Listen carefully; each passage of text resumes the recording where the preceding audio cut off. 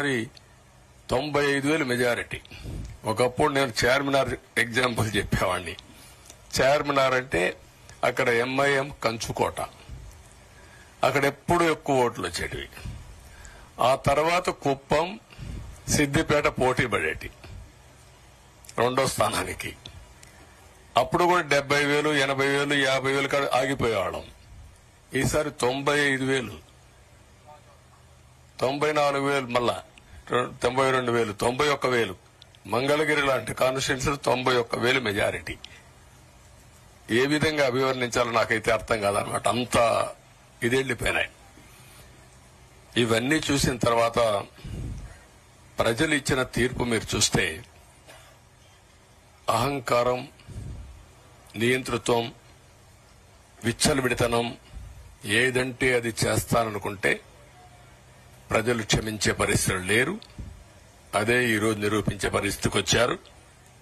ఒక మాటలో చెప్పాలంటే ఈసారి వీళ్లు చేసింది గుణపాఠం పాలకులకు కాదు, అవినీతి అహంకారంతో ముందుకు పోయే ఎలాంటి ధ్వంసకారులకైనా ఇదే జరుగుతుందని నిరూపించారు ప్రజలు.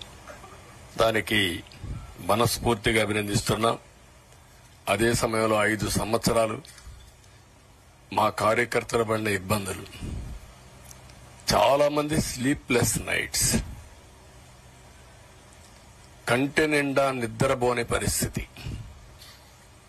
అక్కడి నుంచి నేను చూస్తే చాలా కడాన మనిషిని హింస పెడుతూ, నువ్వు ప్రాణంతో బతకాలంటే జై జగన్ అనమంటే జై తెలుగుదేశం, జై చంద్రబాబుని ప్రాణాలు వదిలిన సందర్భం చంద్రయ్య. ఇది తలుచుకుంటే ఆ కమిట్మెంటే, ఆ త్యాగాల ఫలితమే ఈరోజు ప్రజాస్వామ్యాన్ని కాపాడుకోగలిగాం. ఒక్క మా కార్యకర్తలకే కాదు, మీడియా 5 ఏళ్లు మీరు పడిన ఇబ్బందులు, మీరు కోర్టుల చుట్టూరు తిరిగిన ఇది, మిమ్మల్ని సిబిసిఐడి ఆఫీసులో పెట్టి వేధించిన విధానం, అవి తలుచుకుంటే ప్రజాస్వామ్యమే సిగ్గుతో తలంచుకోవాలి. అలాంటి సంఘటనలు జరిగాయి.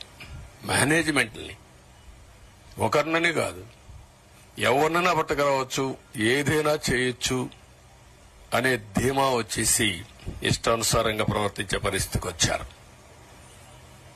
అదే సమయంలో ప్రజల మీద, మా పార్టీ మీద సరే, ఈవెన్ జనసేన, పవన్ కళ్యాణ్,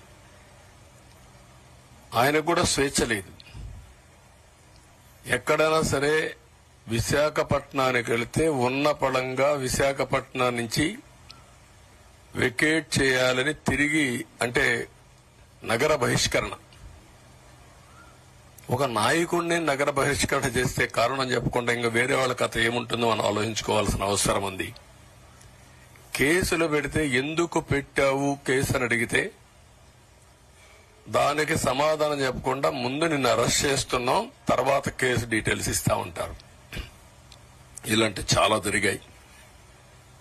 ఇవన్నిటికీ పరిష్కారం కోసం ఈరోజు మనం చూసిన తర్వాత ఇది మాకేదో అధికారం అని మేము అనుకోవడం లేదు, ఒక బాధ్యత. మేము పాలకులమే కాదు, సేవకులం అని చెప్పి నినాదానికి శ్రీకారం చుట్టారు. ఇవన్నీ గుర్తుపెట్టుకొని పనిచేస్తాం. నేను చాలా స్పష్టంగా సూపర్ 6 ఇచ్చాం. అదే మాదిరిగా